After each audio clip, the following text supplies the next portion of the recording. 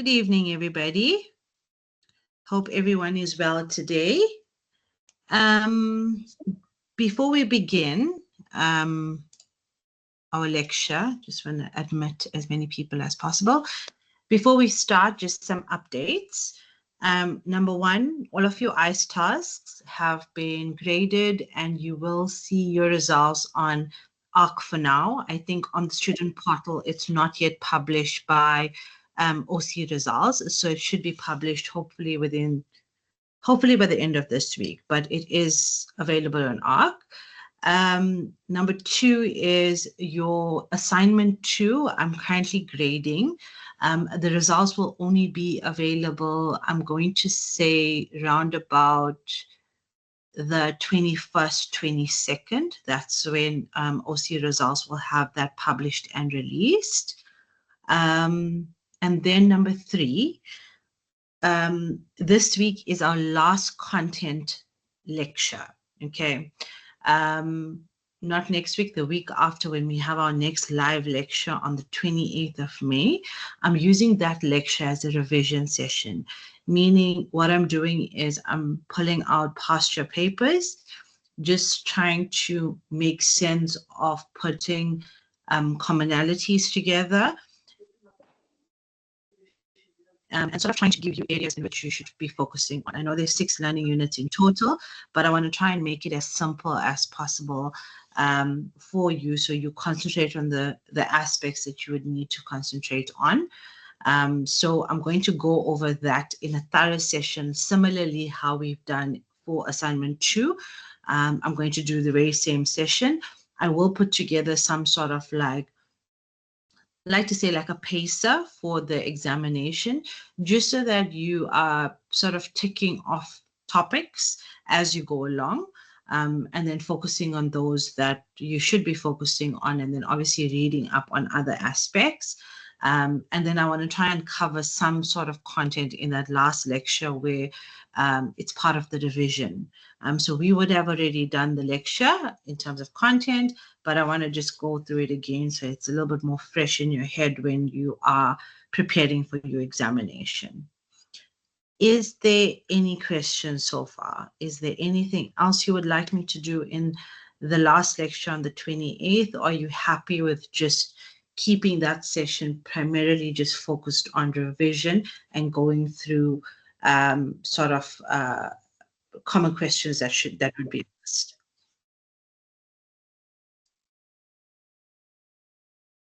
Okay, I take it as though you should be fine. Okay, so in today's session, we're going to cover Learning Unit 6, which is our last learning unit. This specific learning unit is focusing on inventory, warehousing, and transport in 3 different themes. I have grouped it together because you'll see a little bit of jumping from one or how it's included in another. Just want to share my presentation quickly with you, and then we can begin. Okay, so as I said, we are going through Learning Unit 6, themes 1, 2, and 3, and that is inventory, warehousing, and transport modes.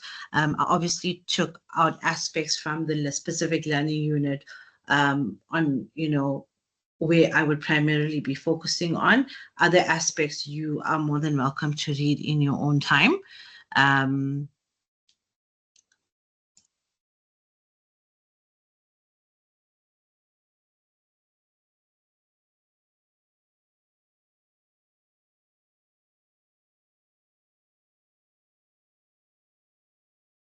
Sorry, I think something just froze there. Okay, so I think I'll begin with the session, and the first theme speaks to us about inventory. So we firstly want to understand what is inventory. I mean, we've gone down this road in 5 different learning units where inventory obviously popped up, but now we want to go into it a little bit more in depth. So when we talk about inventory, we're talking about anything from goods or materials that is used in a production process, or even items that you are now distributing. It can be anything from a raw material, something that is a component in a semi-finished product, something that's a work in progress, or even a finished item that falls within your supply chain. All of these grouped together is part of your inventory. So when you are doing a stock count at the end of the week or the end of the month or even the end of the day, all of these items fall part of your inventory list. We understand every business has a different process when it comes to, what their policies are in terms of inventory management, and changing this can either be show business a lot more efficiency, or it can be, something that can dramatically change how their supply chain actually responds to their business. So when you're looking at inventory specifically, you need to look at some key aspects like stock control. How are you now counting your stock or your inventory, whether it's in 3 different stages, from a raw material, semi-finished, or a finished product? How are you now keeping control of the stock items that you currently have? Then we're looking at order management. So when you are required to have let's say, a raw material to be part of a production process, how are you now putting that sort of order through the system? And then how is it now speaking through to your maybe a warehouse management system or your inventory stock control? You need to now understand how that order management is going to go through. Demand forecasting, which we've spoken about quite a bit over the semester. And here we need to ascertain exactly how much of stock we actually require that we need to put into inventory. So in regards to that, we need to forecast it, and we can forecast it whether it is a seasonality, whether it is like a Black Friday, for instance. So you obviously order more, or you forecast more based on a specific period, whether it's Christmas, Easter, Mother's Day, Father's Day, whatever it may be. Your forecast now changes depending on what item you are now stocking, and also based on the period of time. You want to be able to track it. You want to be able to see how much of inventory you currently have in stock, so you're now not overstocked or understocked with items. Remember, being understocked means that you're not able to give your customer satisfaction, because you now cannot properly go through their order management or their order process by fulfilling it. Therefore, you don't have the item to basically provide to them. And if you are overstocked, that's find out where the your cash flow is then sitting in. Sorry, someone on mute.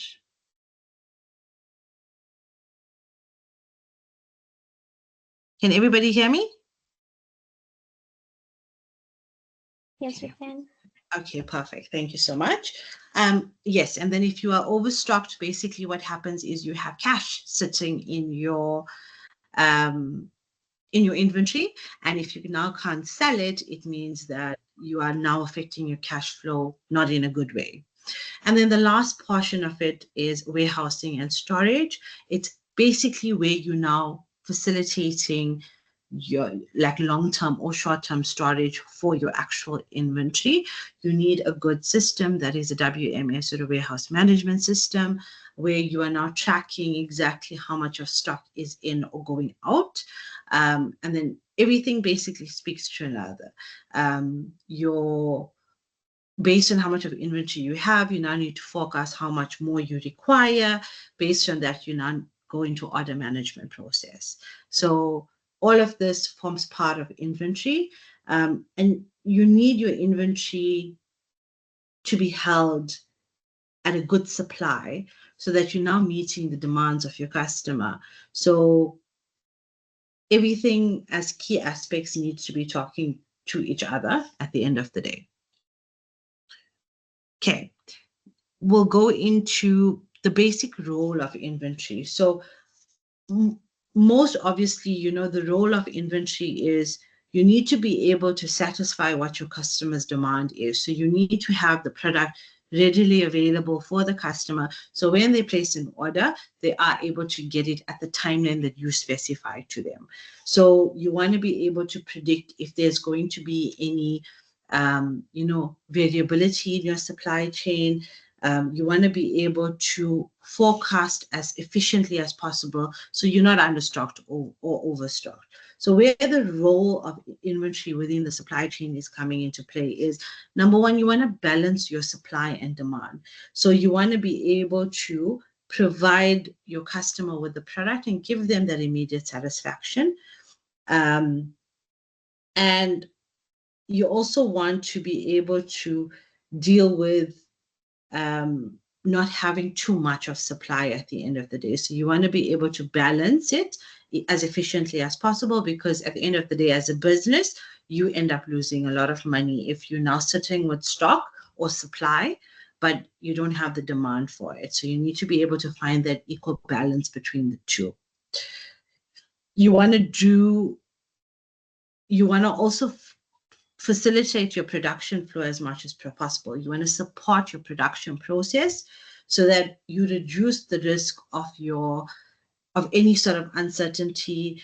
You want to have some sort of buffer stock as a protection. And also, you never know when there is a breakdown of equipment or machinery if you are within the production process space.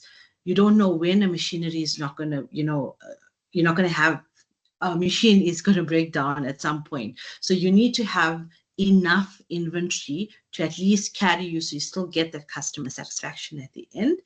And you don't want to go into a space where you sort of run out of stock.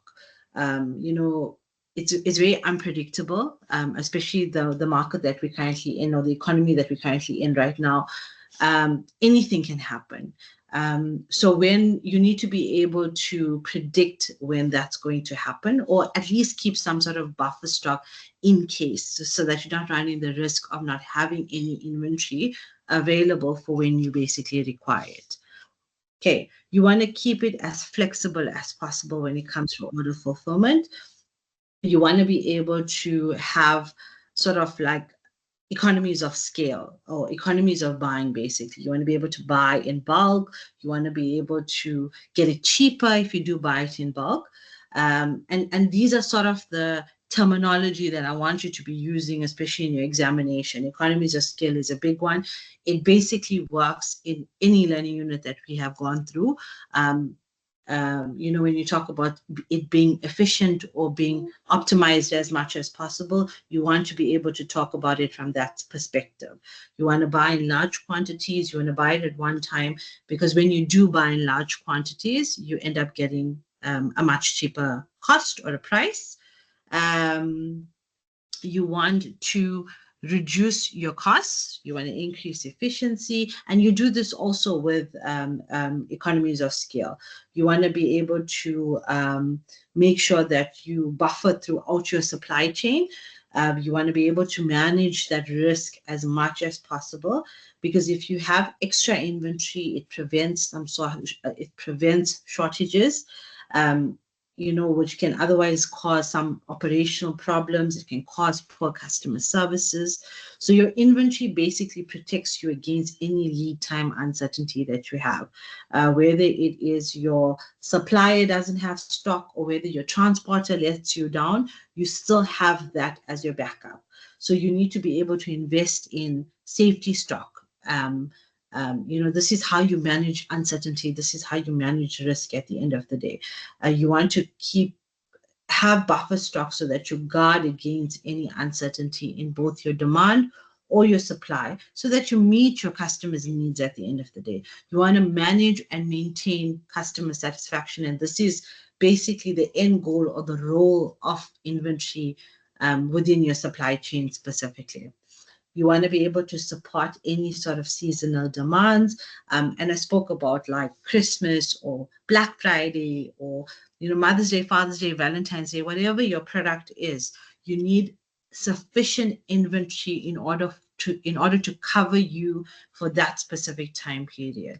I've had customers and I obviously come from a logistics framework, but I've had customers where they would go into Black Friday, they would go on 40-50% discounts on their websites. From an e-commerce perspective, they were obviously supplying finished goods, and they wouldn't necessarily understand what their sort of forecast is going to be. And this is more from an order forecast perspective. And when Black Friday hits, and the thing is, if you do keep Black Friday or your specials in a shorter period of time, like let's say it's the Friday and carried over until the Monday, you'll see your stock flying out a lot quicker as opposed to it being like the entire month, and people have time to basically prep and plan and budget and finance themselves a bit better. So when you don't expect this rush in a seasonal demand, unfortunately, you don't have the stock or the inventory to now carry you so you can fulfill that order. So always make sure that you are buffering or putting in safety stock, especially when it does come to seasonal demands, and especially if you are uncertain about what your volume is going to be. And then the last thing, which is basically the role of inventory, is how best can you improve customer satisfaction. You want your customer to be satisfied at all times. You want to be able to provide for you. And you can see the linkage in all 7 sort of roles of inventory.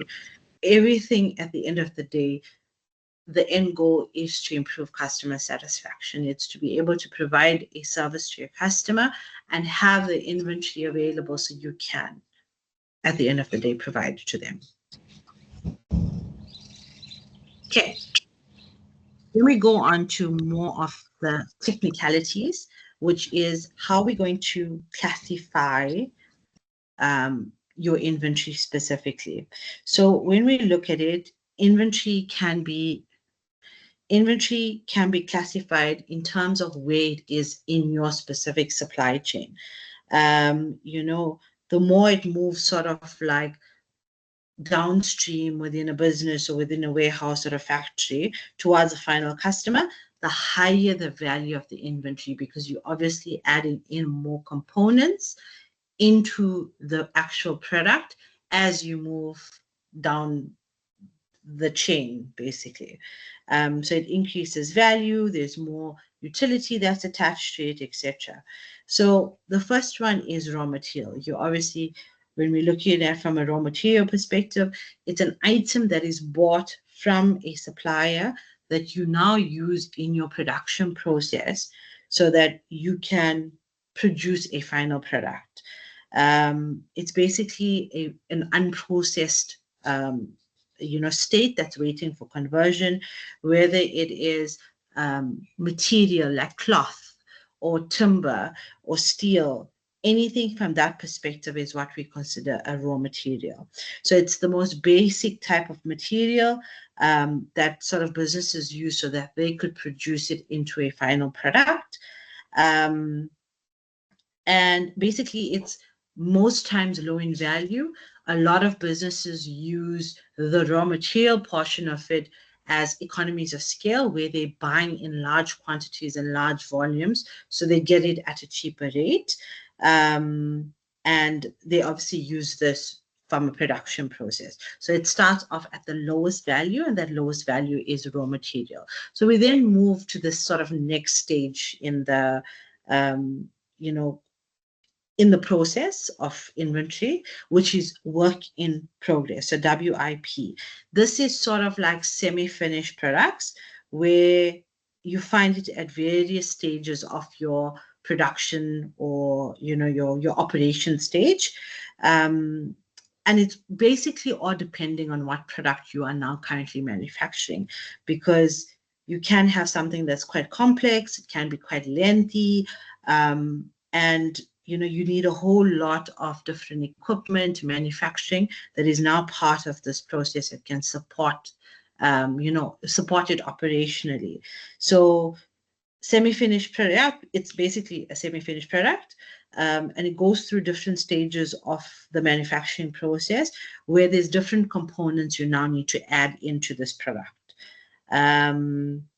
So work in progress also, it allows for quite a bit when we talk about economies of production, which means you're now producing a lot more. You're trying to limit work stoppages. You try to limit as much breaks as possible. So you're now just producing in mass. And a lot of businesses are trying now to focus on eliminating or sort of minimizing your work in progress inventory by moving into like a just-in-time scenario where you are now producing it for when you need it, and you're not now just producing in mass bulk, as previously a lot of businesses used to do. Because when you do produce in mass bulk, you sit with a lot of inventory in either work in progress or finished, and what happens is your cash is now sitting in that portion of inventory.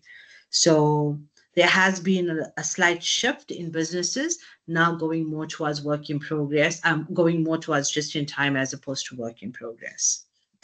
Then we're looking at it from a packaging perspective.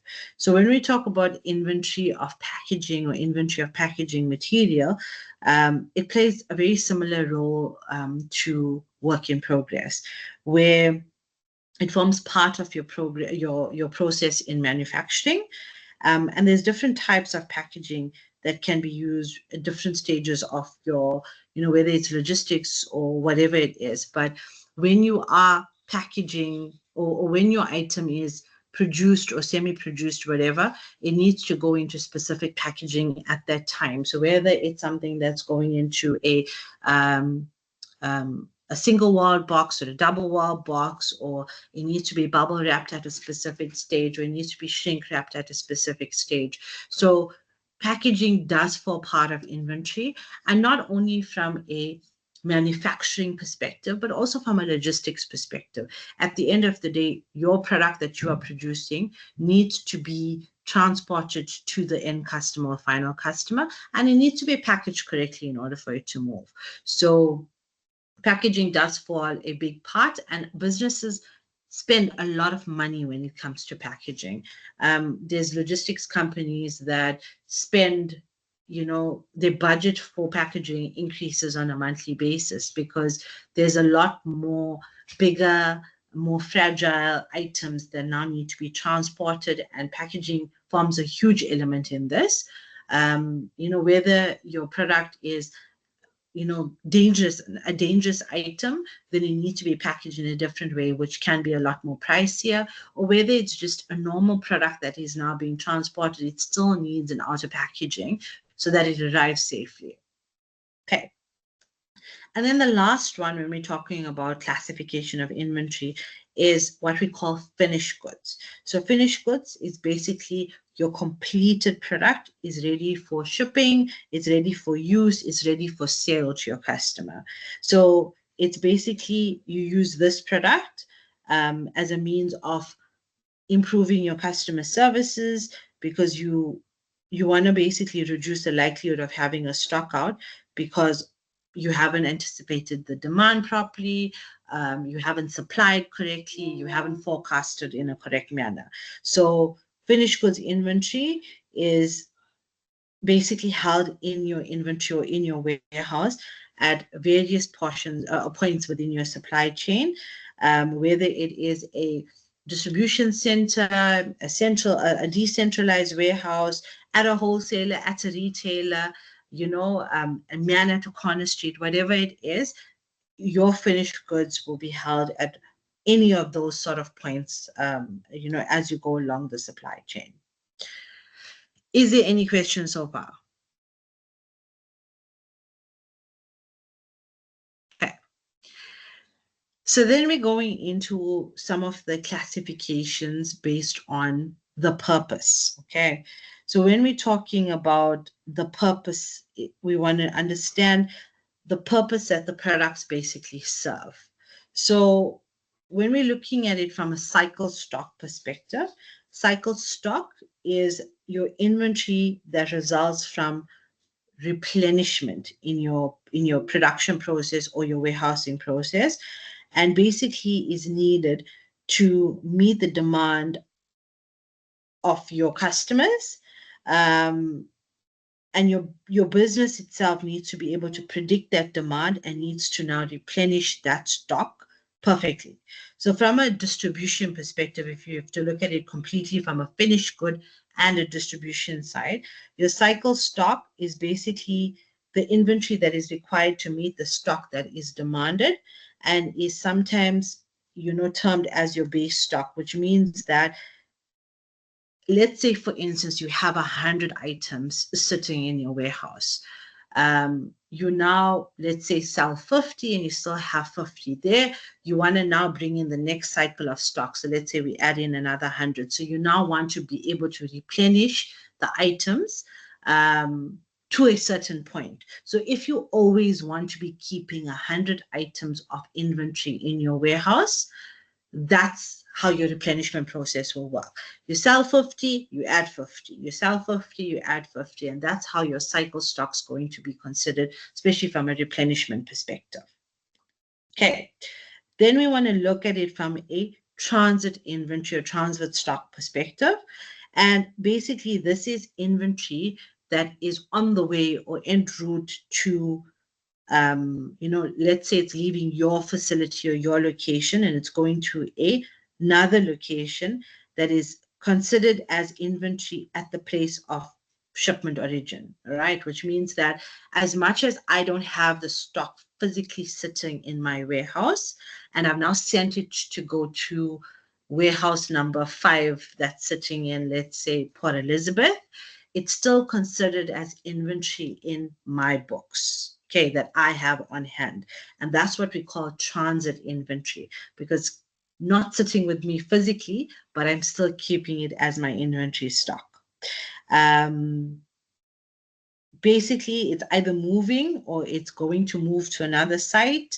But it's always considered to be part of my specific cycle stock, even though it's not available for sale until it arrives at its destination, right? So if anything happens to that specific transit inventory, it's still on my book as my stock. But if anything happens to that stock in transit, I can still, go down the process of considering that it was physically in my location, right? Then we look at safety stock. So safety stock is also known as buffer stock, right? And these are the technical words for it when we're talking about warehousing and inventory. So buffer stock is basically excess stock of the cycle stock, because we don't know what the uncertainty is in demand. We don't know whether there's going to be uncertainty in the market. We don't know what the lead times are going to be. So we always want to keep safety or buffer stock on hand. So the level that you want to keep of safety stock is completely based on what sort of experience you've had. Maybe you've had an experience that was quite severe in terms of an uncertainty. And it's also based on your cash flow. How much can you actually keep as safety or buffer stock? So you as a business need to ask yourself that question. So if you now have 100 items in a cycle stock, you want to now keep an extra 100 items as buffer or safety stock, that is completely on you as a business. But if you think that 10 safety stock or buffer stock is more than adequate for you, because based on your forecasting, based on your seasonalities that you've experienced, that is more than enough. So it's completely depending on the business and how much from a finance perspective they can keep in buffer or safety stock, especially when it comes to items that is perishable or has an expiration date. You don't want to keep too much in safety or buffer stock. You want to be able to sell those as quickly as possible, just so you're not keeping too much of items on hand. So when it does reach that expiration date, you're not sitting with a whole lot of items that you now can't sell. Okay. And then the last one is our speculative stock. So speculative stock specifically is inventory that is held for reasons other than just a normal day-to-day demand from a customer. So some businesses may buy certain products in volumes, large volumes when necessary, whether it means that they qualify for a specific discount if they buy X amount of items. So for that reason, they would, we can consider this speculative stock because it's not sort of like a normal day-to-day demand from a customer. Or basically when, let's say, for instance, there's a price increase. So it's like the first Wednesday of every month, when the fuel price goes up, everyone runs to the fuel station on the Tuesday. It's very similar to that. So if anyone's experiencing a price increase, you now go and buy the items before the price increase. So that is where your speculative sort of stock comes into play. If there's a promotion, a campaign or whatever it is, you now rush in to buy it, even if you don't need it. Like for instance, on a monthly basis, if I buy, let's say, six pack of milk, and that's what I go through in a month, then there's a huge special on milk, and the milk is now gone 20-25 rand cheaper than what it normally is. I would go and buy 3 6-packs of milk. That is speculative stock. It's not how I normally buy. It's not how my retailer is forecasting my demand. It is purely based on the fact that there has been a change in their promotion, there has been a change in their pricing, and based on that, I've now jumped to the opportunity to now purchase this item. So it happens with all of us on a day-to-day basis, and this is how you term it. It's coming from their speculative stock. Okay, so that's inventory basically in a nutshell. And I think now we are going to move on to warehousing. Okay, and there we go, warehousing. I think we did spend a lot of time on warehousing already in our last few learning units, but it's always nice to go over it again. So when we look at warehousing, we want to ask ourselves, what is warehousing? So warehousing is part of a business's logistics system where they store products, whether it is raw material, a semi-finished good, a component of their semi-finished good, or it's a finished good specifically. It's where you basically store it between, whether it's a point of origin, the point of consumption, whatever it is, this is where the item is now being stored, right? A lot of times warehouses hold or store products from a DC perspective, so a distribution center perspective. And basically then they hold a specific amount of stock based on what the different SKUs are. And then your warehouse handles the majority or the bigger portion of it. So when we look at warehousing specifically, there's 4 different stages of warehousing. And this is if you're in a warehousing space, if you're in a logistics space that you are part of warehousing or you know a little bit about warehousing, there's 4 different stages. The first one is receiving. So you want to be able to receive the item into the warehouse. So remember, if you are a production company or a manufacturing company, where you produce your item is not necessarily where you store your item, okay? So it can be the same warehouse, but you're running on different sort of systems of one ERP, for instance. So where you produce it, let's say you are producing, what do I have here? Let's say it's a mouse, right? So you're now producing a mouse. It now goes into the actual warehouse facility. So when it gets there, the warehousing team needs to receive this mouse. So they now put a barcode on there or a specific order number on there, and they now receive it into their facility. When they do receive it, they put it into storage. So the storage is completely based on whether it is a cubicle, if it's smaller items, or a pallet, or a row, or floor space, whatever that case may be, that's how it's basically stored in the warehouse. Then once you receive an order for this mouse, you now need to ship it. So you pull the order from the shelf or the floor or wherever it may be, You pull that order and you now put in a shipping label. So whether it's a courier label or whatever, whether it's a a horse and trailer, whatever that vehicle is, you're now putting a shipping label on there. Once you put a shipping label in, then you can go and deliver. So receiving, storing, you're going to pick it, pack it, whatever, and you're going to ship it out. So this is basically the process of warehousing. It's very simple. A lot of businesses now run it through warehouse management systems that is quite advanced, which means that you're now going from, if it is something that's pretty automated, you're now going from, let's say, having, I'll keep it simple, to like 1,000 square meter facility, and you can run it off 2 to 3 people running that warehouse in terms of picking, packing, shipping, all of that, because everything is pretty automated. It's telling you where your stock is sitting, aisle 5, row 3, cubicle 5, whatever it is. So it has become pretty advanced as opposed to running it manual, where you just have to hope and pray that that item's in a specific location. So this is what warehousing is. I don't want to go through too much into the benefits, but this is some of the benefits, storage and inventory management. You want to do as much consolidation as possible.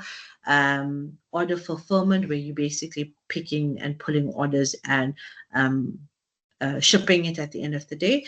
Cross-docking, which I'll go through a little bit more in depth as we go further along in this lecture. But cross-docking is where you receive an item, you pack it into a specific way, and you basically ship it out. There is no storage in between. Product customization, it means that you are customizing the item completely based on your customer.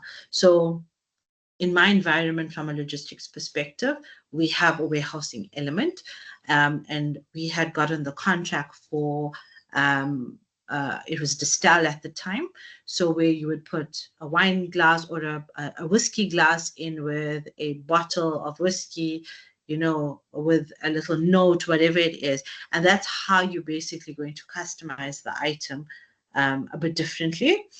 Risk management, and this is completely from, you want to reduce the risk as much as possible, and automation comes with risk management.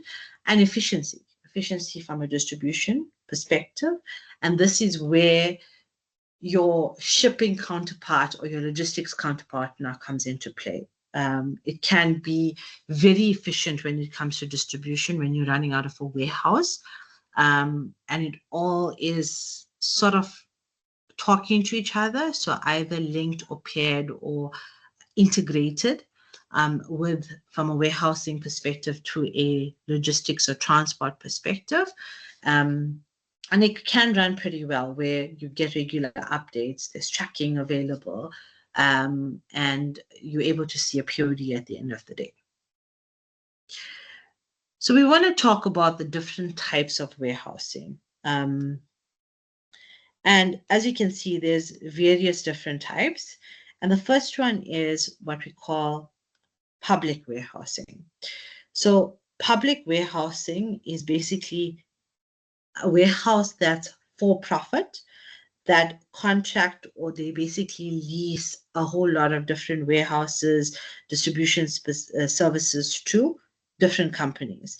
So they provide a number of specialized services that a business can use, where they can customize services for different shipments or different goods, etc. Whether it's break bulk, whether it means they want to repackage, you want to assemble it a bit differently. And this is where public warehousing comes into play. Opposite to that is your private warehousing, which is basically private warehouses which are operated by different businesses, like a manufacturer, a wholesaler, retailer, whatever it is, for their own logistics operations. Or they would refer their warehouses that they own, to store their goods. It's the difference between the two. So from a public perspective, like I have the business I work with, I have a public warehouse. I have probably about 15 different customers that sit in my warehouse. They want different customization. Either one uses their own courier or logistics company, another one uses me, a third one requires me to put in 4 different labels on their boxes. Another company requires me to give them a specific type of report at the end of the day. So everything is different and completely customized to how the customer wants to see it. A private warehouse or a private facility will be like a DC that Checkers owns, or a DC that Ackermans owns, or Mr. Price owns, for instance. They don't have a secondary company that's sitting in their facility. Their facility is completely their own. It is only for their business. It's solely for their business. Okay. Then we want to talk about bonded facilities. Okay. And when we look at it from a bonded perspective, it means that these warehouses are licensed to accept goods or products that are imported for storage before they pay customs duties. All right. So the importer normally has control without paying the duty, but the goods are under very strict supervision of customs authorities. So a lot of businesses go down this route, especially when they're buying products that are high value. They put it into a bonded facility. So by putting it into a bonded facility, they're not paying duties for the items when they now receive it in port. They are putting it into the facility, and every time they withdraw an item from that bonded facility, that's when they're going to be paying the duties for it. Okay, so that's bonded facility, and a lot of businesses are going down this route, and it's purely from a financial perspective. So they're not outlaying a whole lot of money first just to clear an item. They are keeping it in bonded, and then when they basically need it is when they would then pull the stock. Then we have what we call a distribution facility or a distribution center. And this is, which we all know what a DC is. And this is like more of a decentralized facilities that sort of more your retailers own, where they would then shunt stock from a main warehouse to these different distribution centers. So it makes it a lot more viable to get it faster to market. They hold stock that they basically would need. They don't hold bulk of the items. So they're not holding every single thing that they've ever produced. They basically own portions of it. Fulfillment centers, and these fulfillment centers are basically, it's like can I say, like a pick and pay, for instance. They would fulfill items of a specific regional pick and pay. So if, for instance, I'm sitting in KZN, there's a fulfillment center, and there's 5 different pick and pays in KZN, they would then just fulfill the needs of that specific pick and pay based on what inventory they require, right? Cross-docking, as I mentioned, is where there is no storage in between. So an item will be basically your goods are received from whatever your supplier is. They're sorted according to the way that you want it. There is no storage in between, and they moved along the chain.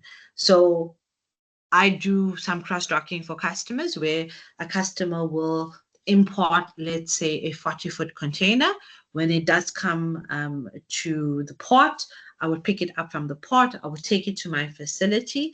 I break down the items in the container according to the way the customer wants to receive it, because customers do have specific ways in which their warehouse can only receive the items. It may be on a ship pallet, for instance, and it can only be 10 high or 5 high, whatever it may be. So you then sort it according to the way the customer wants to. You shrink it, and then you put it on a vehicle, and you now deliver it to your customer.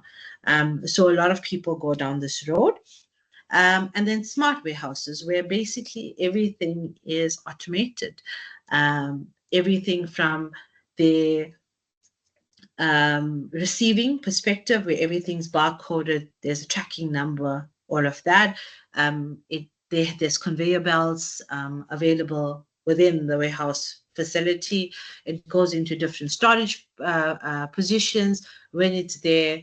And then the pick and packing is very easy. So there's different types. Obviously, the most advanced is like you have little drones picking up items. And but if you look at it just from a smart perspective, it's a sort of reporting that gets done at the back end that allows businesses to understand how much of inventory is sitting in their warehouses, whether they should fulfill or not fulfill, how much of safety buffer stock is available. It just allows them to be more on the ball without having to do daily inventory stock counts. You sort of know the moment an item is picked that that item is now short from your cycle count. Okay. And then we come to our last portion, which is our theme 3, which is transportation. And when we look at it from a transport perspective, we want to understand firstly, what is transportation? And basically it's the movement of goods from place of origin to the customer or the place of destination. So there's a lot of various people or participants that's involved in the actual transportation sector or movement. And basically these are your people. So the first one is your shipper. So your shipper, another name for them is called a consignee, right? And your consignee is the person who basically completed the sale or basically, sold the item. And you now need to move the item from the place of origin to your place of destination within a specific time and at the lowest possible cost. So you need to know as a shipper, what is the pickup time, the delivery time, your transit times, whether there's any loss and damages, all of these things now need to come into play. But your shipper is the consignee. They're the person who most times, 95% of the time, have sold the item. Your receiver, on the other hand, is the consignor, and they are the ones that is receiving the item. And they are the most times are the ones who've paid for it, and now just basically await delivery. Your carrier and your agents, basically your carrier is the one who actually provides the transport service to the business or to the organization. And basically the carrier charges a rate to the customer, to the business, and whether this includes what their freight rate is, their fuel, their labor, all of this is the rate that they would normally charge. And then they can also, they'll be the ones to coordinate a pickup, coordinate the delivery. If there's any insurance in there, they would then coordinate that. And this is more from when we're talking transportation. This can also be from a freight forwarding perspective, where they are an agent that's involved and they speak to different shipping lines, whether it's an MSC, for instance. They then get the best possible price for you as a shipper. Or as a receiver, depending on what Incoterm you're moving your item on. And then they would be the ones that would coordinate it for you. When we look at it from a government perspective, your government is basically, the only goal for them is the economy and social well-being. And the government itself has a very vested interest when it comes to transportation. I'm talking about this more from a customs perspective. So whether this is a port or seaport or an airport, they always sit there, and there's always a VAT or a duties payable that is required. and their main goal is to support economic growth as much as possible. So that's sort of the government's inclusion within the transport sector itself. Then we go into the different modes of transport. So every mode of transport has its own benefits, it has its own risks, it has its own limitations. So it's also based on various different factors. How much can they carry? How fast do they go? How much does it cost? What does it do to the environment? And all of this is, please, it's in your textbook, so I want you to go over it. I'm obviously doing it from a very high level perspective, just so you understand where each mode comes from. And the first one is your road transportation. So we all know road transport. It's your trucking facilities, it's your couriers facilities, etc. And it's used more for like short to medium distance trips.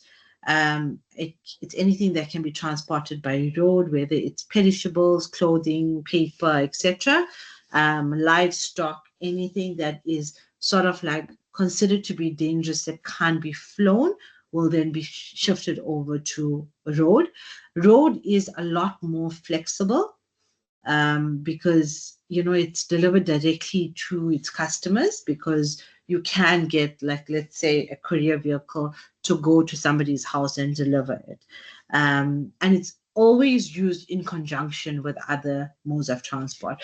If you are using purely road, you are now going from a van to a truck to a van, most probably, when we're talking origin to destination. Your middle tier, line haul tier, becomes the truck. Or if you're flying something, you still need road to get it to an airport. You still need road to pick it up from an airport on the other side. So it's always used in conjunction with another, even if our rail facilities is obviously it's not the best, but if it was at a place where everybody could readily use the rail facility, very similarly, road would be used in conjunction with air, so with rail. So road is always a mode of transportation that is always required in conjunction with any other mode. Then the next one that we want to talk about is rail transport. And rail transport is basically used to transport bulk, sort of low value commodities, whether it is grain, coal, oil, which is all not low value, mind you, but it can be considered very high value, but it's being transported now in bulk. We also move, from a South Africa perspective, a lot of vehicles to all of the OEMs, within the country. Coal, a big part of the rail facility as well, minerals and chemicals as well as forestry. These are some of the big products that, from a South African perspective, we move with our rail facility. Obviously, within South Africa itself, the rail it's very subject to what the line infrastructure is. There's a lot of theft, so there's a lot of breakage with lines, and that's why the rail facilities don't always work and doesn't always make sense. But it is a lot of the rail is now being used by Transnet right now, whether it is, from a Richards Bay perspective or a Pretoria perspective, it is being used quite a bit from that side. Then we're looking at it from an air perspective, and air transportation, as we all know, is the fastest transportation of all, and it covers a huge amount of distance.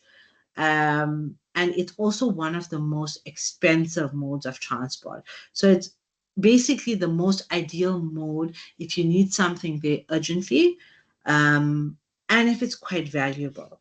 And these should be two of the main considerations if you are using air transport.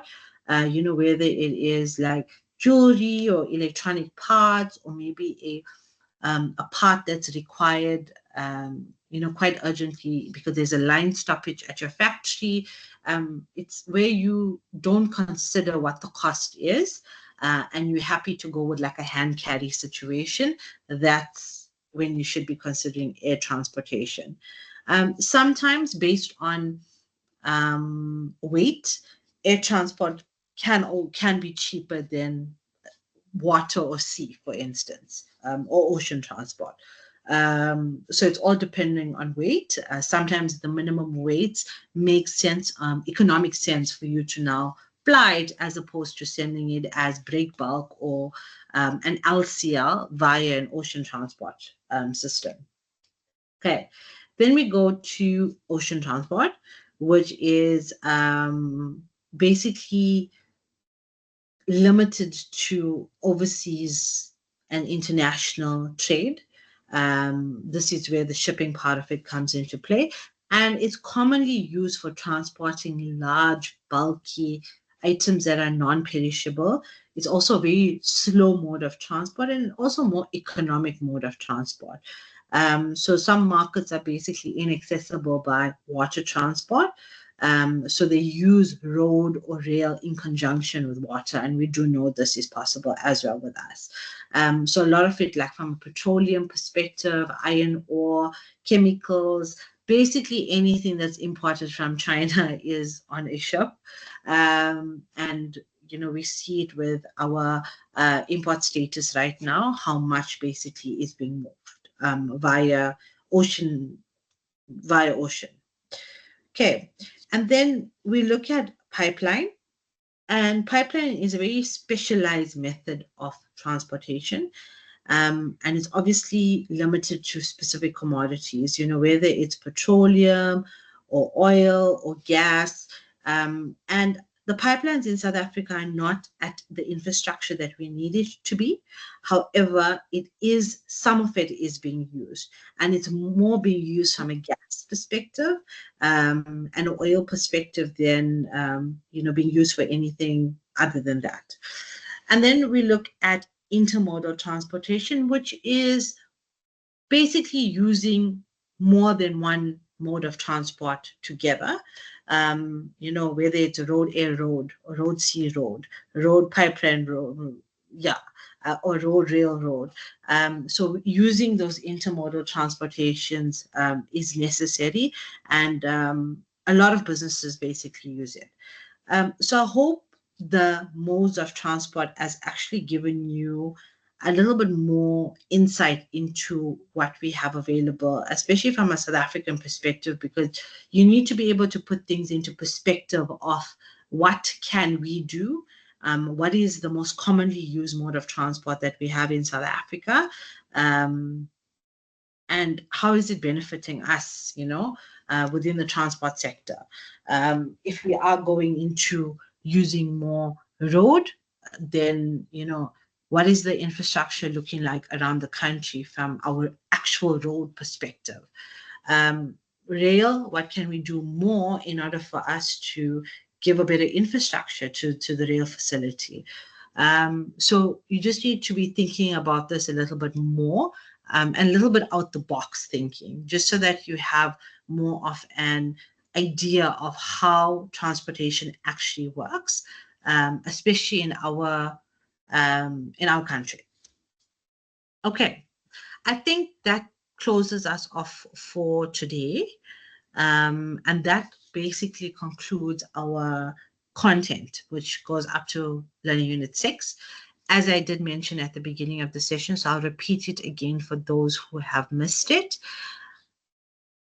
In our last session on the 28th of May, I would like for as many of you to join. We will be doing a revision session.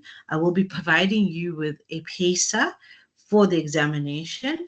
And then I like to go over past papers and just find commonalities and bring that forward as focus points for you for the examination.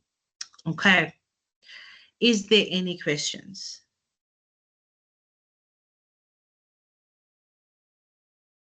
Sorry, Narissa, when you were speaking just now about the shipper, is the shipper not the consignor and the receiver the consignee? And I realized that after I said it. Thank you. Thanks. Yes. Okay, thank you. Anybody else? There's something in the chat box. Just want to open that.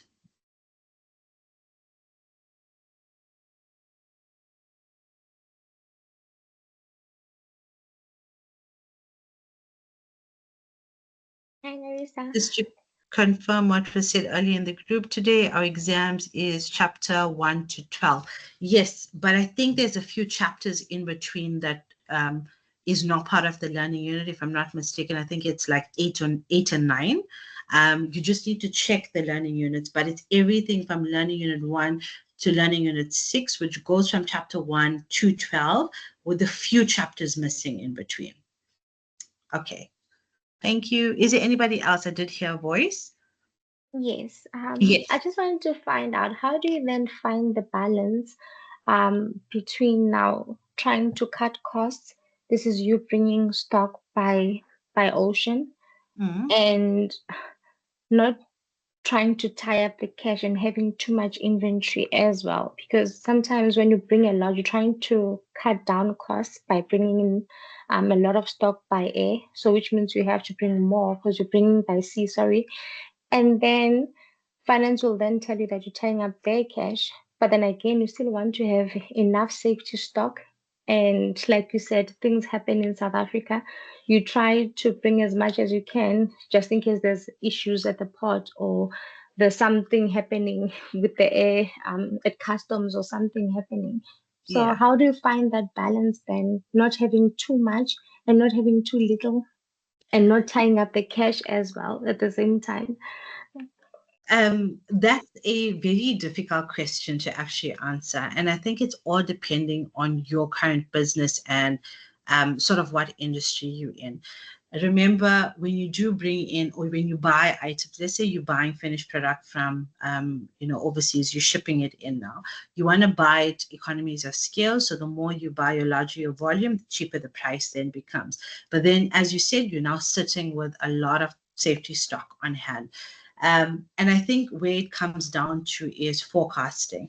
And when you do forecast, you need to always forecast it taking into account some uncertainties that may happen.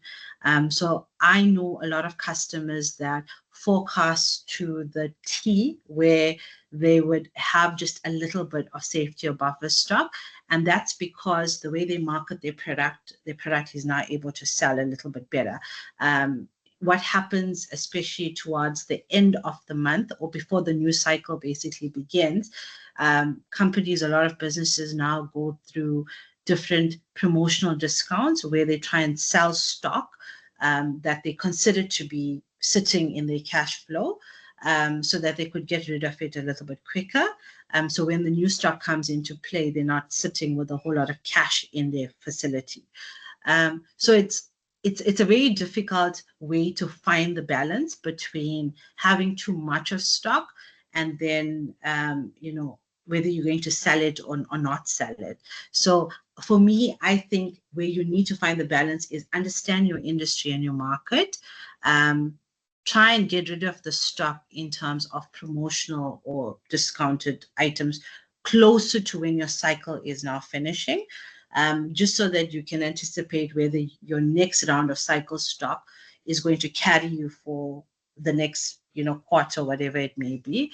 And I think that's how you'll get close to finding a balance. I don't think anyone will ever find that actual balance, because you always predict or try to predict an uncertainty. I mean, no one knew that we were going to have looting and flooding or whatever it is in KZN, and that sort of halted trade, especially for people walking into stores. And then online market just went sky high. Even during COVID, I mean, brick and mortar became sort of non-existent at some point, and people got used to functioning online. No one would have predicted that. So now a lot of businesses in that case, they basically gatekeep some of their stock, where they keep e-commerce one side, store stock another side, and they don't mix the two. And now I think a lot of people have found balance where they're keeping all of their stock now together, because online has now taken off more so than in store. So I'll bring it down to the fact that it's hard to find a balance, but understand who your market is and who your customers are. And then try and find a better way of forecasting any uncertainty before placing an order. Okay, I hope that sort of answered your question. You did. Thank you. Thank you. Luke, what are the chances of sending us a pacer beforehand? I was like, some of us would like to focus on. Okay, no problem. This is what I'll do. I will send out the pacer by next week. Okay, and then I'll discuss it in the following week, if that is better for you. Okay, perfect. So pacer, I'll send through next week just so that you can get acquainted with it. Maybe it would be a better idea to have it next week so that the week after.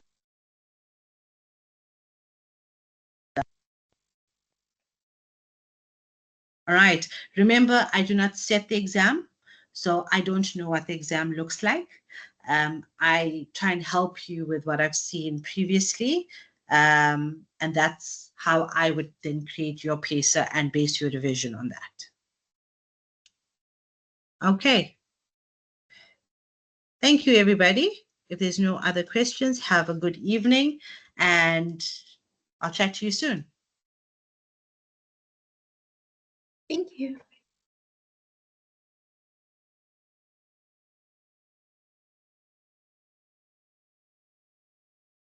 Oh, there's one more question. Okay.